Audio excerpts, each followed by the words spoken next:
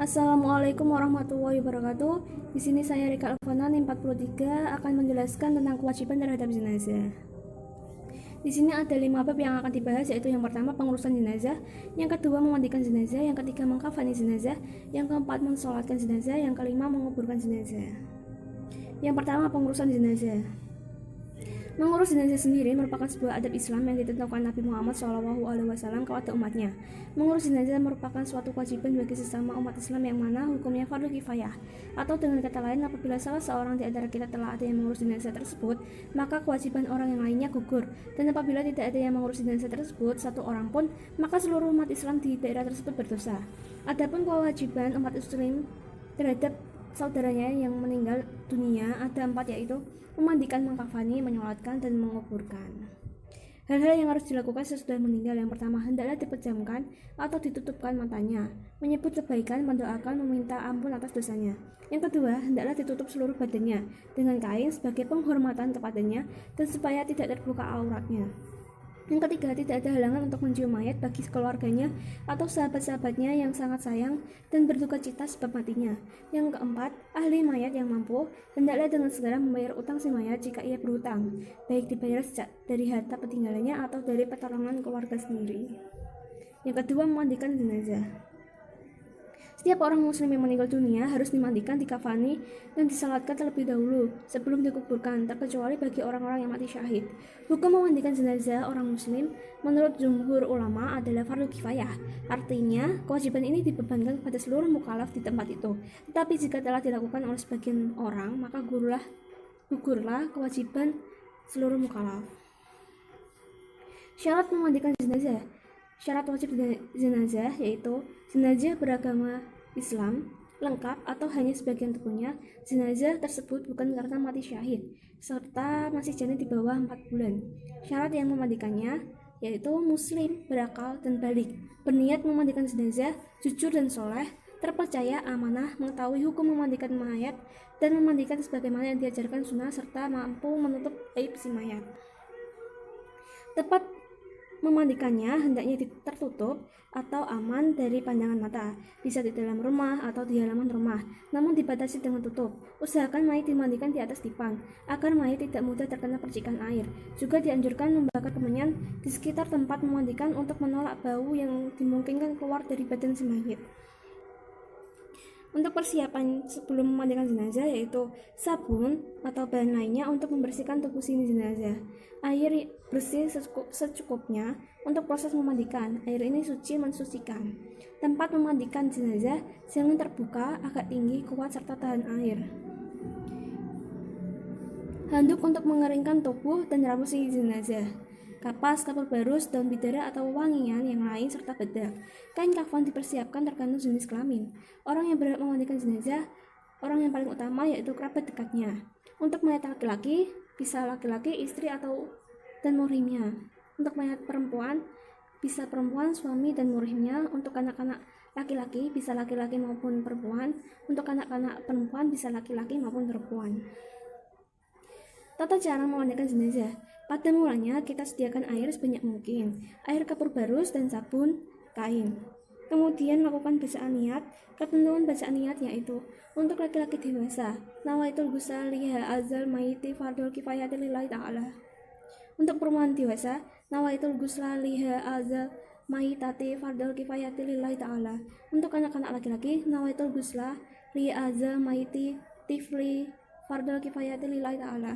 Untuk anak-anak perempuan, nawaitul ghusla liha azal mayit tiflati fardhu kifayati lillahi ta'ala. Tinggikan kepala jenazah agar air tidak mengalir ke arah kepala. Masukkan jari tangan yang telah dibalut dengan kain basah ke mulut jenazah. Gosok giginya dan bersihkan hidungnya. Kemudian siramkan air ke sebelah kanan terlebih dahulu, kemudian ke sebelah kiri tubuh jenazah. Setelah itu dudukkan mayat dan tekan-tekan perut agar kotoran dalam perut keluar, dan bersihkan dubur mayat dengan niat istinja bagi mayat. Bacaan niatnya yaitu nawaitul istinja'i mina mayyiti fardhu alaiya lillahi ta'ala. Dan ketika membersihkan auratnya, hendaklah tangan orang yang memandikan dilapisi dengan kain, karena menyentuh aurat itu hukumnya haram. Kemudian ambilkan wudhu bagi si mayat dengan bacaan niat nawaitul wudhu'a liha azal maiti lillahi ta'ala. Setelah itu hendaklah dimandikan 3 kali dengan air sabun atau dengan air bidara, dengan memulainya bagian yang kanan. Dan seandainya 3 kali tidak cukup, misalnya belum bersih, maka hendaklah dilebihi menjadi 5 atau 7 kali. Jika telah selesai memandikan mayat, hendaklah tubuhnya dikeringkan dengan kain atau handuk yang bersih, agar kain kafannya tidak basah, lalu ditaruh di atas minyak wangi. Yang ketiga yaitu mengkafani jenazah. Mengkafani jenazah adalah menutupi atau membungkus jenazah dengan sesuatu yang dapat menutupi tubuhnya, walau hanya sehelai kain. Dalam sebuah hadis diriwayatkan sebagai berikut: kami hijrah bersama Rasulullah SAW dengan mengharapkan keridhaan Allah Subhanahu Wa Taala. Maka tentulah akan kami terima pahalanya dari Allah. Karena di antara kami ada yang meninggal sebelum memperoleh hasil duniawi sedikit pun juga. Misalnya Mas'ab bin Umair, dia tewas terbunuh di perang Uhud dan tidak ada buat kain kafannya kecuali selembar kain burdah. Jika kepalanya ditutup, akan terbukalah kakinya, dan jika kakinya tertutup, maka tersembullah kepalanya. Maka Nabi SAW menyuruh kami untuk menutup kepalanya dan menaruh rumput izir kepada kedua kakinya. Hadis riwayat Bukhari. Hal-hal yang disunahkan mengenai kain kafan. Yang pertama, kain kafan yang digunakan hendaknya kain kafan yang bagus, bersih, kering, dan menutupi seluruh tubuh mayat. Yang kedua, kain kafan hendaknya berwarna putih. Yang ketiga, jumlah kain kafan untuk mayat laki-laki hendaknya 3 lapis, sedangkan bagi mayat perempuan 5 lapis, di mana 5 lapis tersebut berupa kerudung kepala, baju kurung, penutup pinggang hingga kaki, penutup pinggul dan paha, serta penutup seluruh tubuh. Yang keempat, sebelum kain kafan digunakan untuk membungkus atau mengkafani jenazah, kain kafan hendaknya diberi wewangian terlebih dahulu, tidak berlebih-lebihan dalam mengkafani jenazah. Hal-hal yang diperhatikan dalam mengkafani jenazah yaitu jenis kain kafan. Mayat laki-laki tidak boleh dikafani dengan kain sutra, sedangkan mayat perempuan diperbolehkan. Ukuran kain kafan yaitu bagi mayat laki-laki maupun perempuan minimal 1 lembar kain yang dapat menutup seluruh tubuh mayat. Tata cara mengkafani jenazah laki-laki. Yang pertama, bentangkan kain kafan sehelai demi sehelai. Yang paling bawah lebih lebar dan luas serta setiap lapisan diberi kapur barus. Kedua, angkatlah jenazah dalam keadaan tertutup dengan kain dan letakkan di atas kain kafan memanjang lalu ditaburi wewangian. Yang ketiga, tutuplah lubang-lubang seperti hidung, telinga, mulut, kupul, dan dubur yang mungkin masih mengeluarkan kotoran dengan kapas.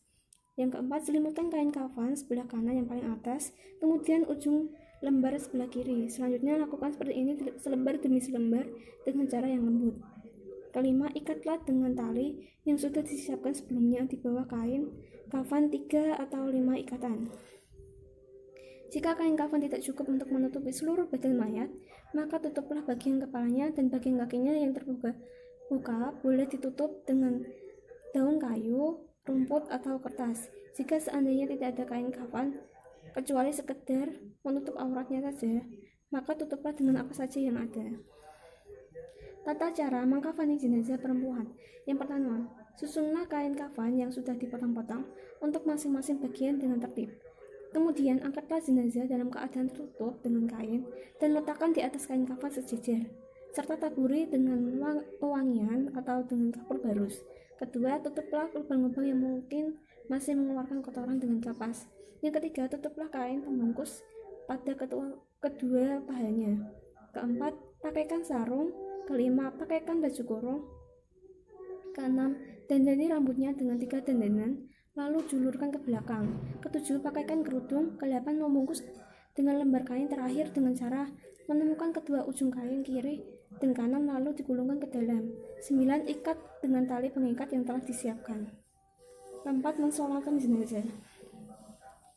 Hukum sholat jenazah ini hukumnya fardu kifayah, boleh dilakukan oleh orang laki-laki atau perempuan. Namun selagi ada orang laki-laki, maka yang dapat menggugurkan kewajiban adalah laki-laki yang balik. Tempat sholat jenazah bisa dilaksanakan di mana saja asalkan tempat suci.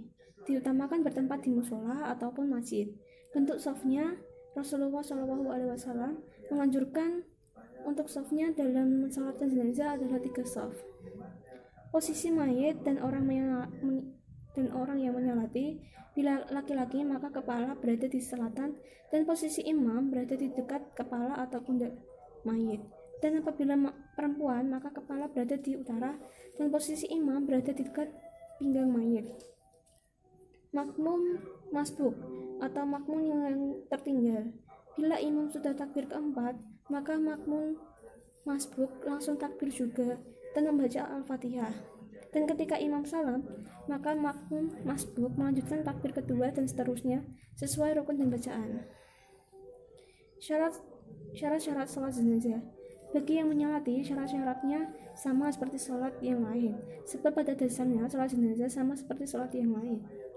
Yang pertama, sholat jenazah sama halnya dengan sholat yang lain, yaitu harus menutup aurat, suci dari hadas besar dan kecil, suci badan, pakaian, dan tempatnya, serta menghadap kiblat. Kedua, sholat jenazah baru dilaksanakan apabila jenazah sudah selesai dimandikan dan dikafani. Yang ketiga, jenazah diletakkan di sebelah kiblat orang yang mensalatkan, kecuali kalau melaksanakan sholat gaib. Rukun-rukun sholat jenazah yaitu niat berdiri bagi yang mampu, takbir 4 kali, salam. Tata cara sholat jenazah. Yang pertama, imam berdiri di depan setentang kepala mayat apabila mayat laki-laki. Jika mayat perempuan, imam berdiri setentang pinggang. Yang kedua, makmum berdiri di belakang imam bersaf-saf. Jamaahnya lebih banyak lebih utama. Jika jamaahnya sedikit, usahakan menjadi 3 saf. Ketiga, setelah saf teratur, niat sholat jenazah disertai takbiratul ihram. Yang keempat, takbir 4 kali. Yang kelima, salam. Yang keenam, berdoa. Yang kelima yaitu menguburkan jenazah. Menguburkan jenazah. Untuk pemberangkatan jenazah ini, ketika mayat siap diberangkatkan, memberi kesaksian bahwa mayat adalah orang yang baik. Namun tidak semua mayat boleh disaksikan baik. Untuk mayat yang jelas fasik, maka tidak boleh disaksikan baik. Mayat dibawa dengan memakai keranda dan dibawa oleh beberapa orang sesuai dengan kebutuhan, minimal 2 orang. Diutamakan yang membawanya berjumlah ganjil. Mayat diberangkatkan dengan kepala di depan, menghadap ke arah tujuan. Sunnah mempercepat langkah kaki lebih dari sekedar berjalan biasa, namun tidak dengan berlari. Membawa mayat hendaknya dengan sopan dan penuh penghormatan. Hukum mengantar jenazah di kuburan sunnah bagi laki-laki, makruh bagi perempuan. Bentuk lubang kubur. Dalam hal ini terdapat 2 bentuk lubang atau liang kubur. Yang pertama, apabila tanahnya keras, maka lebih baik berbentuk liang lahat, yaitu menggali bagian sisi barat dari lubang kubur sekitar cukup untuk tempat membaringkan mayat. Yang kedua, apabila tanahnya lunak atau mudah longsor atau berpasir, maka berbentuk liang cempuri, yaitu menggali sisi tengah dari lubang kubur dengan ukuran bisa membaringkan mayat, dan di sisi kanan kirinya diberi batu bata. Cara meletakkan jenazah di dalam kubur. Keranda diletakkan di arah kaki lubang kubur, nisbat negara Indonesia Selatan. Mayat dimasukkan ke dalam lubang kubur dengan perlahan-lahan, sedangkan yang menerima, bila mayat perempuan maka mahram si mayat, bila laki-laki maka yang paling dekat hubungannya dengan si mayat. Ketika memasukkan mayat, sunnah membaca doa Bismillahi wa ala millati Rasulillah, artinya dengan menyebut nama Allah dan atas nama agama Rasulullah. Selanjutnya yaitu mayat diletakkan pada tempat yang telah dipersiapkan dan wajib dihadapkan ke arah kiblat. Ikatan kain kafan bagian kepala dibuka, lalu wajah dan pipi mayat ditempelkan ke tanah. Tubuh mayat sunnah diberi gelu atau bantalan tanah untuk menjaga agar mayat tidak berubah terlentang atau terlungkup. Mayat dibacakan azan dan iqamah. Sebelum ditimbun tanah, tubuh mayat wajib ditutupi dengan papan kayu atau lainnya agar tanah timbunan tidak langsung mengenai mayat. Lalu lubang kubur ditimbun dan tanah timbunan ditinggikan 1 jengkal atau kurang lebih 25 cm. Sunnah ditanami atau diberi bunga. Kuburan diberi batu nisan. Setelah proses penguburan selesai, sunnah dibacakan talqin dalam bahasa Arab dan sunnah diterjemahkan dengan bahasa Indonesia yang dimengerti oleh para pengantar jenazah. Setelah proses pemakaman selesai, para pengantar jenazah sunnah tidak langsung pulang, tetapi diam dulu dan berzikir atau membaca Al-Quran mendoakan mayat. Etika orang yang mengantar jenazah. Tafakur, meresapi arti sebuah kematian, berjalan di depan dan dekat mayat. dimakruhkan ramai-ramai dan bersuara keras serta membicarakan masalah dunia. Sunnah dengan jalan kaki. Mengantarkan jenazah ke penguburan dengan naik kendaraan, hukumnya makruh. Mengantarkan jenazah sampai proses penguburan selesai secara sempurna. Terima kasih. Selanjutnya akan saya praktekkan tentang mengkafani jenazah dan menyolati jenazah.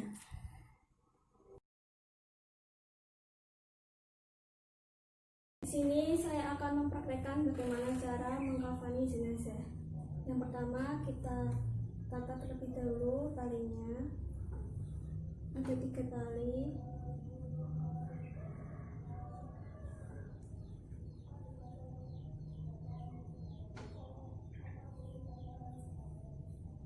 Untuk tali yang pertama untuk kepalanya, untuk tali yang kedua untuk badannya, untuk tali yang ketiga untuk kakinya.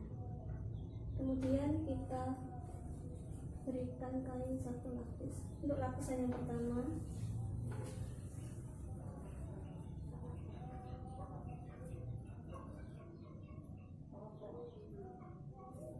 kemudian lapisan yang kedua,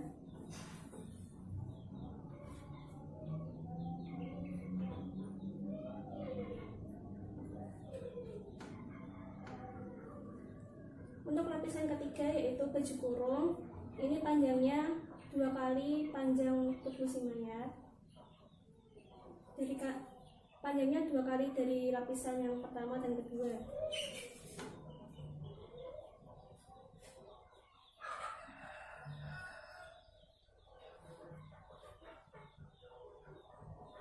Dan pada bagian ini nanti dilubangi untuk bagian kepalanya.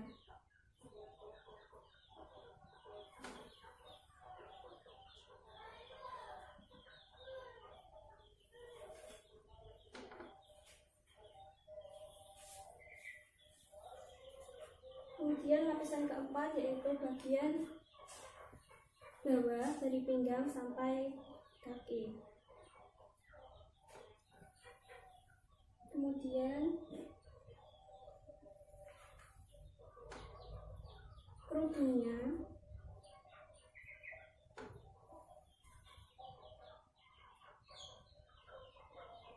dan yang terakhir yaitu bagian celana dalamnya.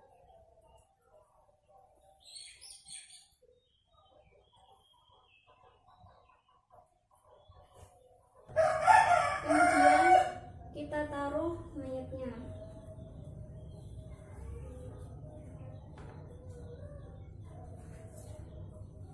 Kita tutup celana dalamnya. Kita pakaikan kerudungnya.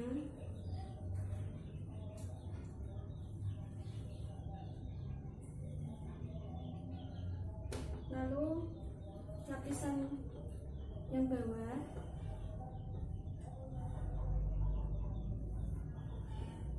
kemudian baju kurungnya,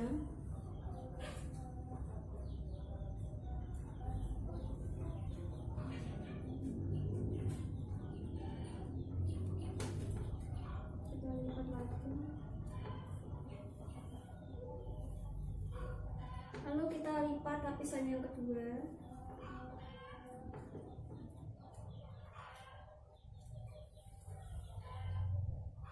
Dan kita lipat lagi lapisan yang terakhir.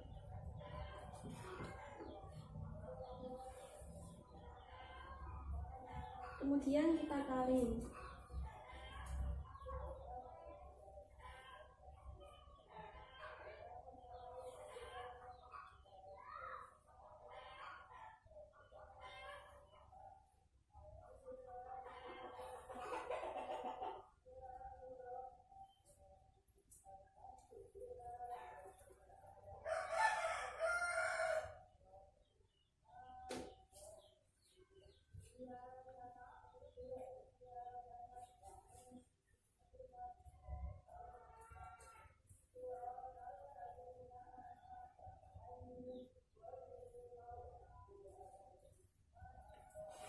Sekian dari saya. Wassalamualaikum warahmatullahi wabarakatuh.